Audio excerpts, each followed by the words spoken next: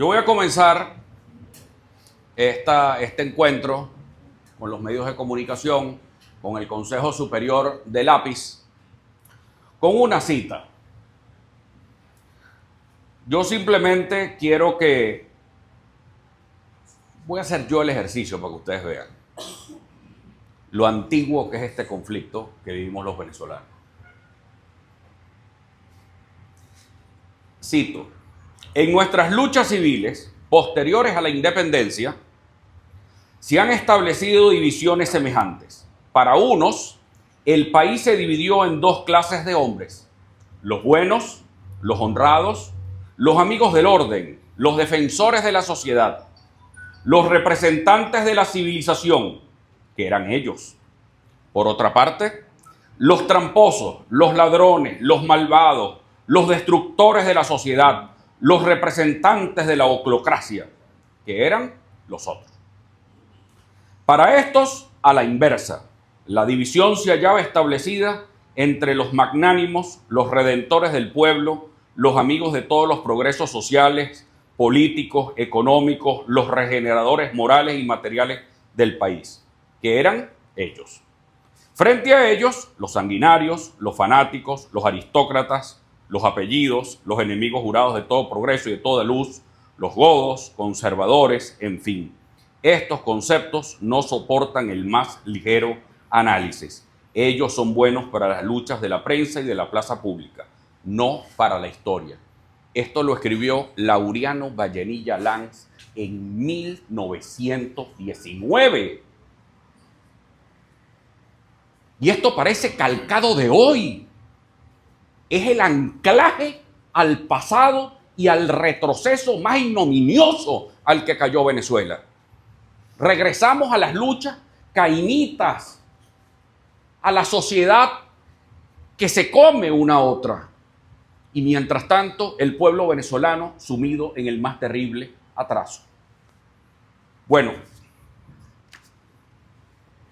quiero presentarles hoy que este es el Consejo Superior del APIS. Es la reunión de todos los secretarios generales y de organización de 16 estados del país. Estamos unidos, estamos fortalecidos en medio de una cruel tempestad.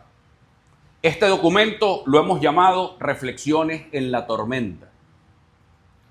El miedo de hoy es la violencia y la venganza del mañana. Un instrumento es hoy el lápiz, un instrumento a la orden de la ley, de las instituciones y de hacer cumplir de manera irrestricta la soberanía popular venezolana. Hemos sido víctimas de ataques, de amenazas, de chantajes. En el lápiz somos moderados, pero jamás tibios, ni complacientes, ni cobardes. Actuamos de manera independiente, apegados a nuestros principios y convicciones. Somos los mismos, tengamos el 1% o el 60%. Somos la fuerza de la educación, constructores de paz, de respeto, nacionalistas, soberanistas, apegados siempre a nuestros principios y valores republicanos. Venezuela continúa su travesía terrible hoy hacia un abismo. La incertidumbre luego del 28 de julio se ha hecho cada vez más fuerte y exasperante. El riesgo de una nueva oleada migratoria sin justificación en un país cargado de riquezas mineras y energéticas, pero con una clase política atrapada en una polarización asfixiante. Mientras el mundo se abre a la inteligencia artificial, a los avances de la ciencia y los grandes debates sociales, nosotros estamos anclados en un conflicto al calco del que existía justo antes de la Guerra Federal. Liberales y conservadores, junto a sus aliados internacionales, también hacían llamados a invasión frente al caos. Esto no es nuevo en Venezuela tampoco. Era la penosa agenda de una época que hace unos 40 años o 30 años nadie podía imaginar que así estaríamos en pleno siglo XXI. La sombra de un golpe de Estado, de una guerra civil o de la consolidación de una autocracia es lo que está hoy en el ambiente. Parece que este conflicto, lejos de solventarse, tiende a empeorarse. Las instituciones no ayudan. Ni el CNE termina de publicar resultados y la sala electoral no termina de publicar su sentencia porque está a la mitad. Y tendremos que insistir en esa vía, en el recurso ya interpuesto por el Lápiz de la Educación el día 6 de agosto de este 2024. Desde el 6 de agosto nosotros impugnamos las decisiones de la sala electoral por ser manifiestamente incompetente a la sala constitucional del Tribunal Supremo de Justicia. Sin embargo, este Consejo Superior del Lápiz acaba de aprobar por unanimidad extender este recurso a la nulidad de la sentencia de la sala electoral del Tribunal Supremo de Justicia y para ver si la sala constitucional nos termina de aclarar qué es lo que dice la sala electoral y el Consejo Nacional Electoral termina de decir qué es lo que en fin pasó el 28 de julio. Meternos en un conflicto político interno y de otros países y ser juguete de los conflictos internos de esas naciones no solo es una estupidez, sino nos lleva a posiciones altisonantes que no van a resolver el conflicto. Quiero hacerle un llamado a los líderes de la Mesa de la Unidad Democrática. La posición de máxima presión fracasó. No vuelvan otra vez por la misma historia ni por el mismo canal. Aislar a Venezuela sería nuevamente fortalecer el atrincheramiento de Nicolás Maduro y del PSUV. Queremos hacer un llamado a la cordura. La complejidad de la situación venezolana y la estructura arcaica e ineficiente del Estado hace que se abra una crisis de aspiraciones en los venezolanos y con ello se genere una nueva oleada migratoria por falta de esperanza y de oportunidades. Necesitamos sacar a la economía del conflicto político y construir una agenda de debate profunda, de respeto a la soberanía y enfocada en los intereses nacionales de la República y con estricto apego a la voluntad de los venezolanos. Esto debe ser un objetivo crucial. Nos angustia las terribles consecuencias que traería la violencia en Venezuela. Mala la represión, mala la violencia. Que existan mercenarios que abiertamente llamen al asesinato del presidente puede traer una escala cuyas víctimas solo serán los venezolanos de los sectores más pobres. El debate y el diálogo, de frente y plantando cara, es la única vía. Que quede claro, el diálogo siempre va a venir, antes o después de los muertos. Yo prefiero que sea antes. No es la pax romana, Nicolás. Es la paz producto del consenso democrático. No es el silencio del miedo. No le puedes pedir a un país entero que se inmole por un gobierno que no le da de comer ni le da tampoco los servicios más básicos y esenciales que garanticen el derecho a la vida. La gente tiene derecho a protestar, porque si no, esa reacción queda para la violencia. Si no canalizas la protesta, el país se te va a incendiar.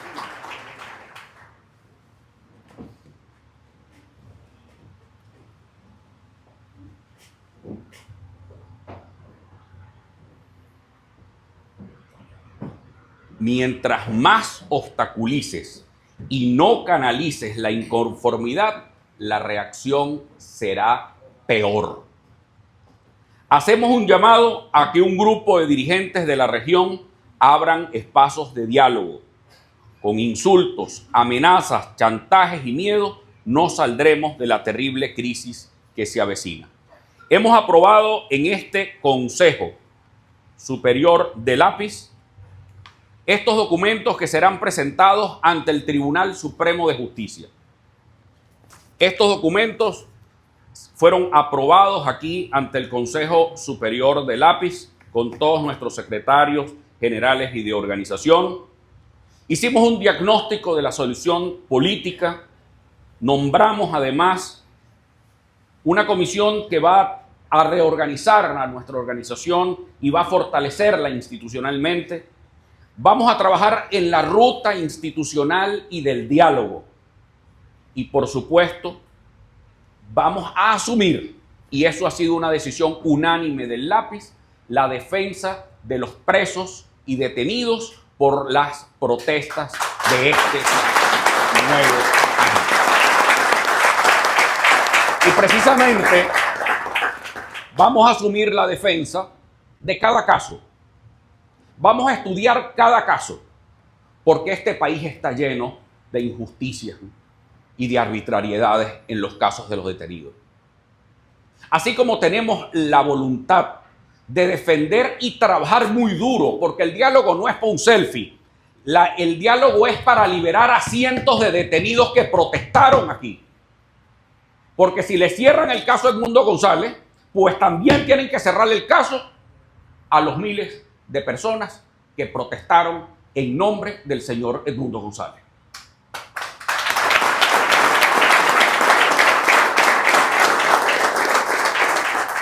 Pues no me van a decir que 2 bomberos de San Casimiro, ayer nos lo contaba nuestra concejal de San Casimiro, 2 bomberos de San Casimiro detenidos, presos arbitrariamente por estar simplemente viendo una caravana. Ojalá no pase nada en San Casimiro con las lluvias, porque imagínense ustedes el déficit que hay ya para que 2 bomberos de San Casimiro estén presos por una arbitrariedad de esta. Entonces vamos a ir a estudiar cada caso. Y ojo, no vamos a estar defendiendo homicidas. Por criminales yo no defiendo. Pero sí vamos a defender a los cientos de actores del pueblo, de ese pueblo llano, de ese pueblo humilde, que salió a protestar por las carencias que tiene. Porque hay un pueblo que no puede seguir viviendo en esas condiciones y protesta. Si le sigues poniendo obstáculos a la protesta, Nicolás, y no la sabes canalizar, vas a terminar con el país incendiado, ¿vale?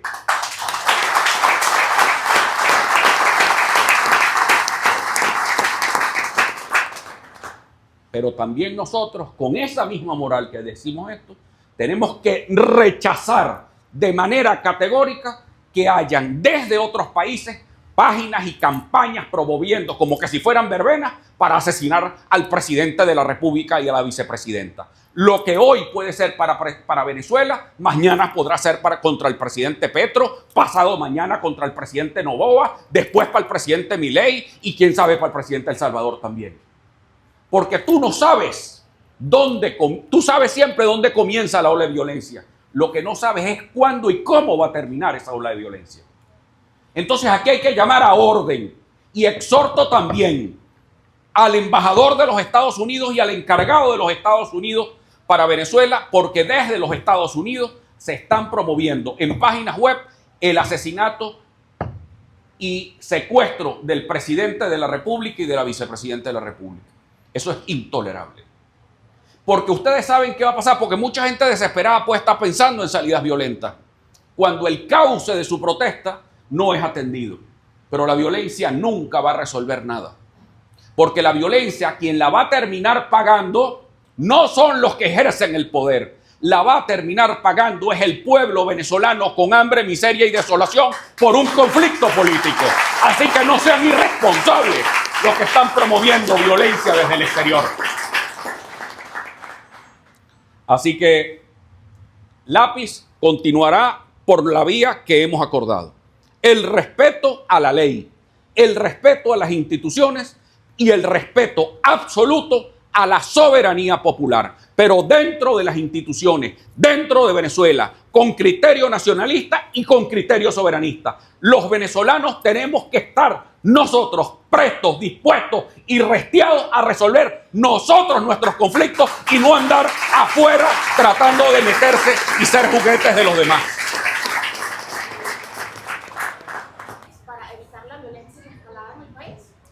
Evidentemente nosotros siempre vamos a estar en contra de cualquier llamado a la violencia. Así como rechazamos la represión, pues rechazamos la violencia. Las dos. Es que no nos gusta ni la violencia ni la represión porque lo que traen es pobreza y miseria. Así no se van a arreglar los hospitales de este país, así no se van a arreglar nunca las escuelas. Y por supuesto, es evidente, yo no creo que haya una investigación muy profunda porque hay hasta una página web, ¿cómo es que se llama? Ya casi Venezuela, hay hasta una página web promoviendo así abiertamente. Esto debería ser objeto de una investigación porque esto viola los convenios internacionales y los pactos internacionales de la República. Esto hay que tenerle mucha seriedad y responsabilidad. Así como también el gobierno viola también los derechos humanos de mucha gente que está presa injustamente y que exigimos su libertad. Entonces, así como nosotros hacemos respetar y queremos hacer respetar que Venezuela no es un negocio, Venezuela no es un campamento, Venezuela es una república, Venezuela es un país y una nación, y que hayan venezolanos que se presten para esa sinvergüenzura, evidentemente, además de irresponsables, y creo que son de la misma tendencia política del golpe de los plátanos. Entonces es el mismo tamaño de la ridiculez. Lo que pasa es que al principio uno a eso le da risa, pero después, cuando lo ves en su justa dimensión y cuando terminan pagando son los más pobres, entonces ahí es donde tú dices, aquí hay que salir a alertar. Cuidado, que una salida violenta en Venezuela lo que puede traer es más violencia, más pobreza y más emigración. Antonio, la semana pasada de la Asamblea Nacional se estaba impulsando romper relaciones con España, ¿no? Desde tu punto de vista, ¿cómo esto podría afectar las relaciones económicas y también aéreas con España? Y en segundo lugar, insistías en las irregularidades que hubo en la elección. ¿Cómo entonces tú catalogarías lo que pasó el 28 de julio? ¿Se puede catalogar como una elección presidencial? Bueno, fíjate, todavía lo del 28 de julio está en punto suspensivo porque la sala electoral del Tribunal Supremo de Justicia no termina de publicar la sentencia. Porque la sentencia que está por la mitad. Le faltan partes a esa sentencia. El artículo 243 y del 242, 243 y 244, si la memoria no me falla, porque es que son las clases de primer año de Derecho, en el Código de Procedimiento Civil establecen las partes de una sentencia. La sala electoral solo publicó la parte sustantiva y dispositiva, la parte dispositiva de la sentencia. Falta la motivación, porque a mí me gustaría que la sala electoral pudiera responder en la sentencia a los escritos que nosotros interpusimos ante la misma sala desde el día 1 que nos opusimos a la instancia. Porque a mí me parece, y es mi opinión, y así se lo hice saber a la sala, no por micrófono, porque no lo hice con los micrófonos, lo hice por escrito. Y no es saltándome la lista de asistencia, sino por escrito y directo, sin escala. Se lo dije claro y raspado por escrito, para que quede en el expediente. Bueno, a mí me gustaría ver en el expediente los escritos que nosotros interpusimos en la sala electoral del Tribunal Supremo de Justicia.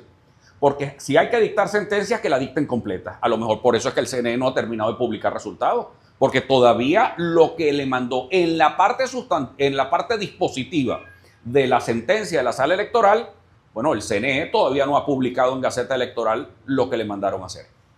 ¿Cuál era tu otra pregunta? Con el tema de España. Mire, fíjense lo siguiente. Yo hago un llamado a la cordura a la comunidad internacional y de verdad que saquemos a Venezuela de ser un juguete interno de los temas políticos y los debates políticos internos de los países. Que la derecha española asuma simplemente como un juego contra el presidente Sánchez el tema de Venezuela, pues nosotros lo rechazamos abiertamente porque eso no es de utilidad para los venezolanos. Que el Parlamento español esté hablando de un presidente electo en vez de empujar para que haya diálogo, serenidad, lo que hace es polarizar el proceso y le hace un flaco servicio al rescate del respeto de la voluntad popular en Venezuela. Igualmente con los americanos, que esto es una vieja tradición que viene con el mismo tema de Cuba. Resulta ser que cada vez que vienen unas elecciones en Estados Unidos, pues en la Florida se encienden los micrófonos contra Cuba. Pero es para ver quién se gana más rápido los votos del exilio cubano en la Florida. ¿Resolvieron el caso de Cuba? No. Y eso mismo lo están haciendo hoy en los Estados Unidos con el tema de Venezuela para ver quién dice frases más altisonantes para ganarse los votos del exilio venezolano. Pero están resolviendo el problema de Venezuela, están ayudando. Habría que hacer la pregunta, ¿ese tipo de declaraciones son útiles para resolver el conflicto de Venezuela? ¿Sí o no?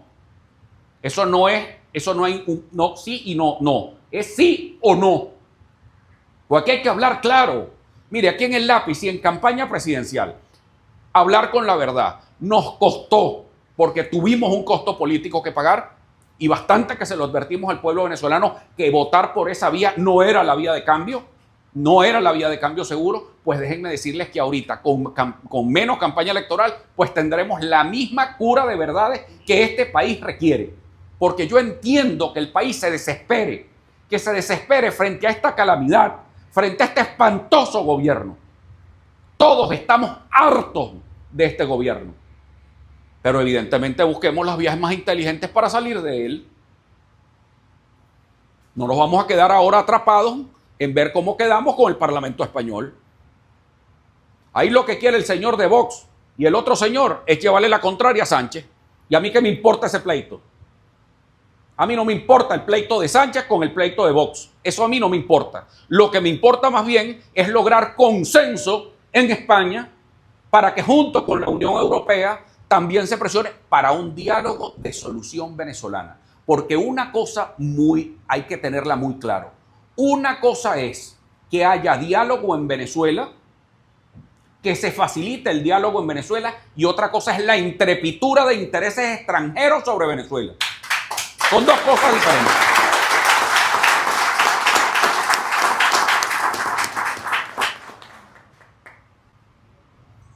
Buenas tardes, casi ya.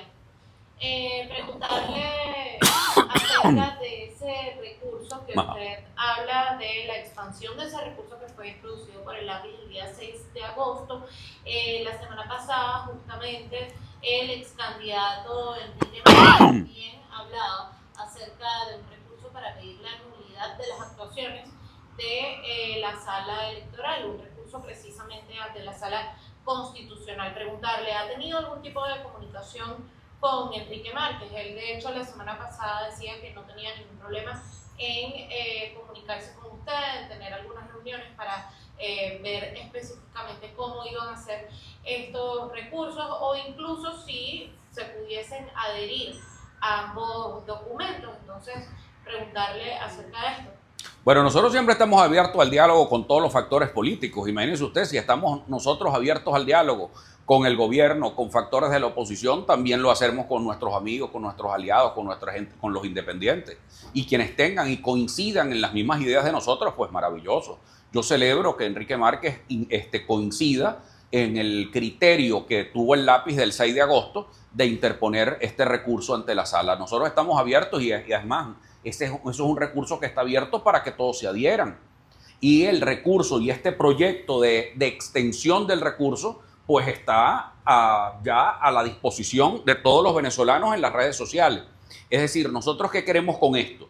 Queremos tres cosas fundamentales. Lo primero es anular las actuaciones de la sala electoral por ser manifiestamente incompetente. La segunda, que se fijen las reglas claras y la delimitación de competencias de la sala electoral con la sala y del Consejo Nacional Electoral, porque a diferencia de todos los países de América Latina, en Venezuela el poder electoral es autónomo.